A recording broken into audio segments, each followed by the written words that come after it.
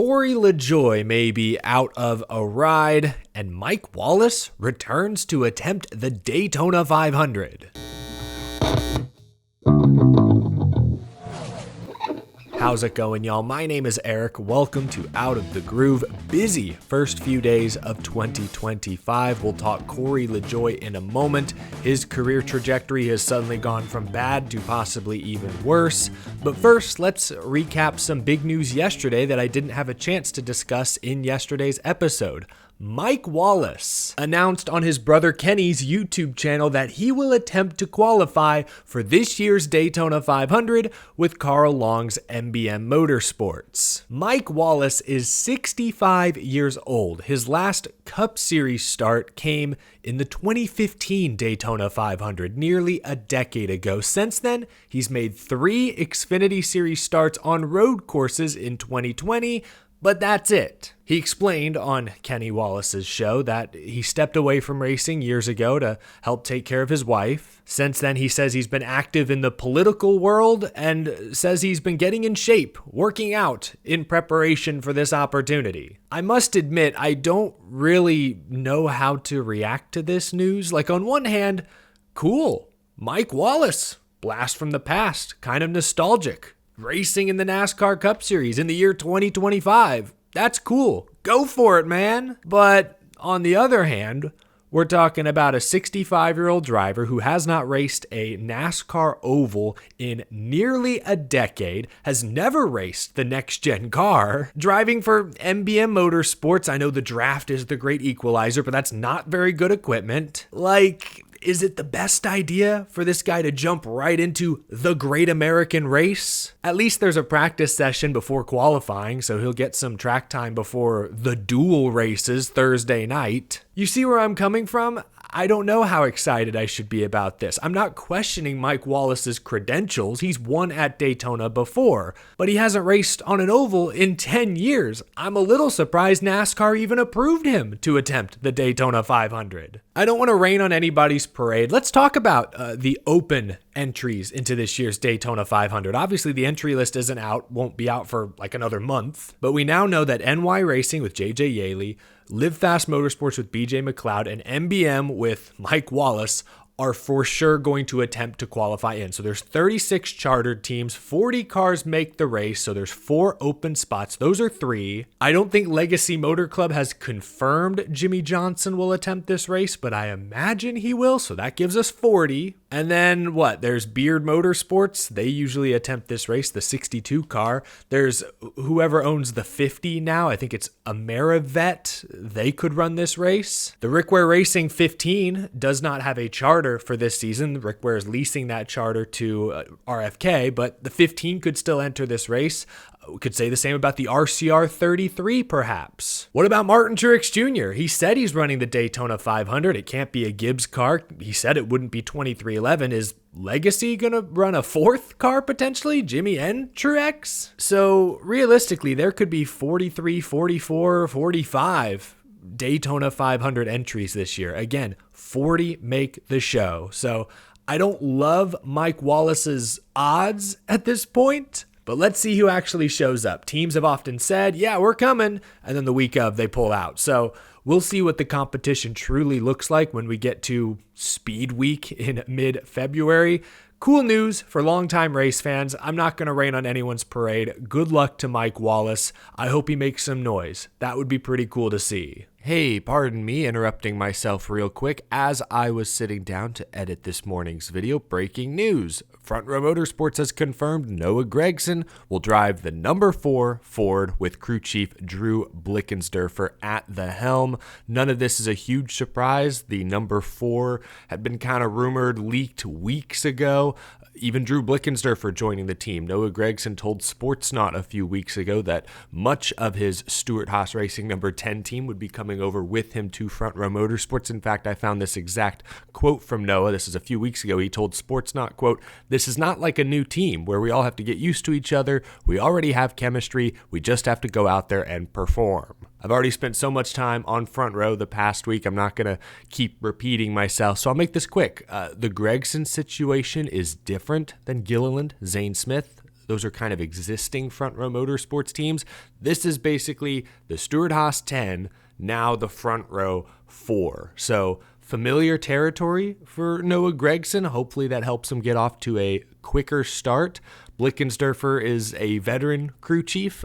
I'm not sure he's one of the best in the garage, but I remember his first year as a Cup crew chief was with Matt Kenseth, and they won their first 2 races together, including the Daytona 500. It's kind of been downhill since then, but Blickensderfer clearly has experience. He has rapport with Noah Gragson. Good fit, good luck. I still think Front Row is the team to watch. Can they take that next leap in 2025? I think they're capable of it. Next, Front Row Motorsports officially introduced Zane Smith yesterday, meaning there is only one Cup Series charter without a full-time driver attached for 2025. That belongs to Rick Ware Racing, the number 51 car. Again, remember the number 15 charter is being leased out to RFK for Ryan Preece this year, so the only full-time RWR entry is the 51.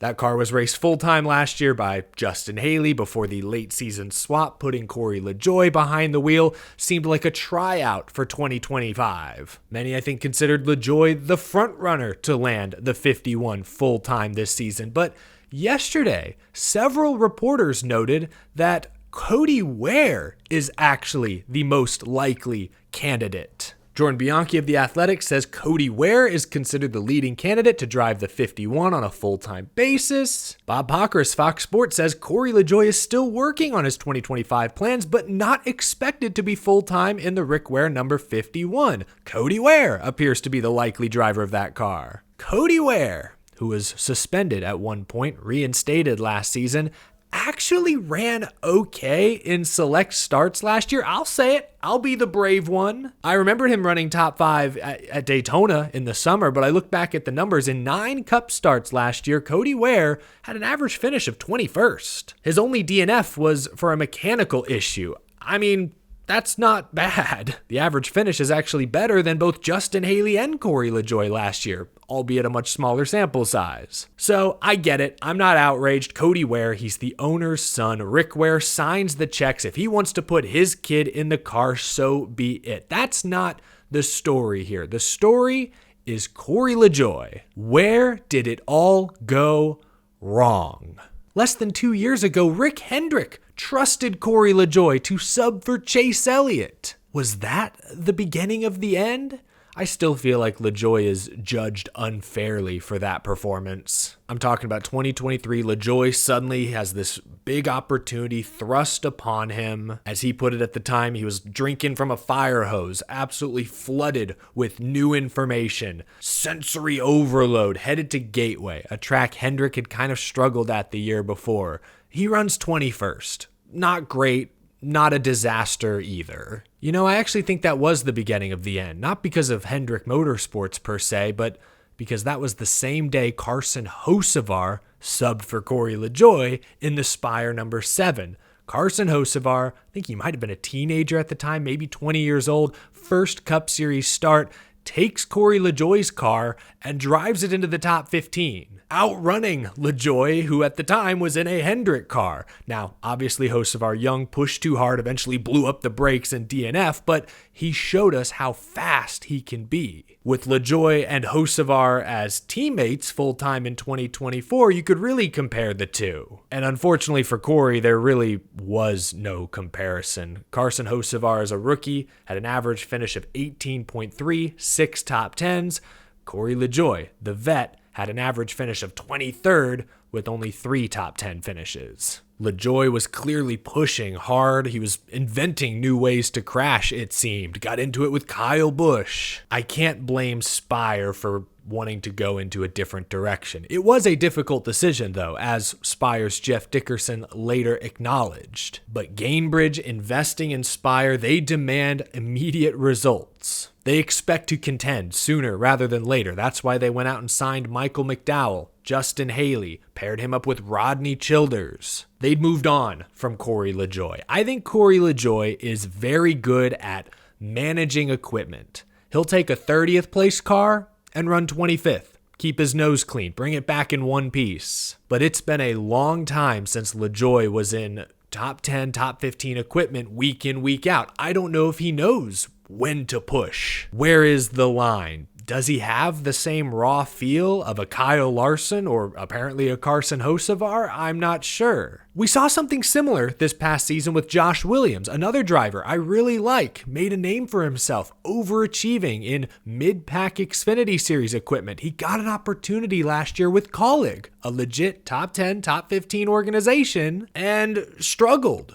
Only 4 top 10 finishes all last year. That's not very good. And when I talked to Josh Williams over the summer, he explained how it was kind of difficult to retrain the way he races. What have been the biggest challenges you faced this first year with Kaulig Racing? Yeah, I think the biggest thing is just getting used to the equipment and, the different resources and stuff that I haven't had in the past. So, I mean, I'm trained to drive a certain way for the last 7 years, right? So swapping over to something different is it's been a challenge. It's a different feel. It's easier to teach a fast, out of control driver how to rein it in a bit than it is to teach a slower, in control driver to push it to the edge. That's something drivers, commentators, owners, crew chiefs have said for years. I'll compare it to the NFL. Some quarterbacks are dynamic playmakers, risk takers. You could get to a Super Bowl with Brett Favre, but you could also make it to a Super Bowl with a Brock Purdy who plays it safe, makes the right reads, manages the game. Corey LaJoie is a game manager. I think he's more than qualified to race in the NASCAR Cup Series. I think he's good enough to contend in a good Trucker Xfinity Series opportunity. I think he's the kind of driver who can take an okay car and make it good. I'm just not sure he's the kind of driver who can take a good car and make it great. I'm not sure he has that extra gear. Looking ahead for Corey LaJoie, what Xfinity or Truck Series seats are available to him? I'm not sure. I remember an episode of Stacking Pennies, his podcast last year. I think it was right after the initial Spire news that Spire and LaJoie would be parting ways at the end of the season. LaJoie explained that it takes money to get one of the top Truck or Xfinity Series seats. Between 18 and 23 years old, there are 10 people that have more than $3 million to go buy a seat anywhere. It's worth mentioning in that same podcast episode, again, I think this aired in late July, early August, LaJoie sounded like he'd almost accepted that his full-time driving career may be behind him. He was already looking forward. This is what he said. I'll be fine. I've got some investments going. I got some money in the bank. I'm going to continue to fight for a place on Sunday. If there's no avenue or there's no open door the Lord opens and provides for that, then I will look at what the next chapter is, whether it's building wheelchairs, whether that's being on TV, whether that's welding, racing seats. I don't know. Now, he said all that, again, like 4 months ago, 5 months ago, so a lot has possibly changed. Opportunities have maybe changed. Maybe Corey's perspective is completely different. I don't know. I hope Corey LaJoie ends up in at least a decently competitive situation. I like Corey LaJoie a ton. I think he's better than the reputation he earned throughout the 2024 season, but I also understand that it's a performance-based business and sometimes it's about finding the right fit. I don't think Spire Motorsports really had a need for Corey LaJoie's skills. With the investments they've made, the goals they now have for themselves, that was no longer the right fit. Hopefully there is a good fit still out there. I'm not sure what it is, but I'm pulling for Corey LaJoie. I've always liked Corey. He's been very kind to me in the past. I'm rooting for Corey LaJoie to find a good situation in 2025. But that's the latest. Was a bit surprised when I read those reports that LaJoie was no longer considered the favorite to drive for Rick Ware next year. That took me a little off guard, not gonna lie. Let me know what you think down in the comment section below. Thanks for watching this episode, folks. Leave a like if you enjoyed. Subscribe for more NASCAR content day in, day out, especially if you're new to the show. Season's right around the corner. You won't want to miss any future episodes. Big thank you to my Patreon supporters as well. I will talk to y'all again soon. Have a great rest of your week, folks. Thanks for tuning in.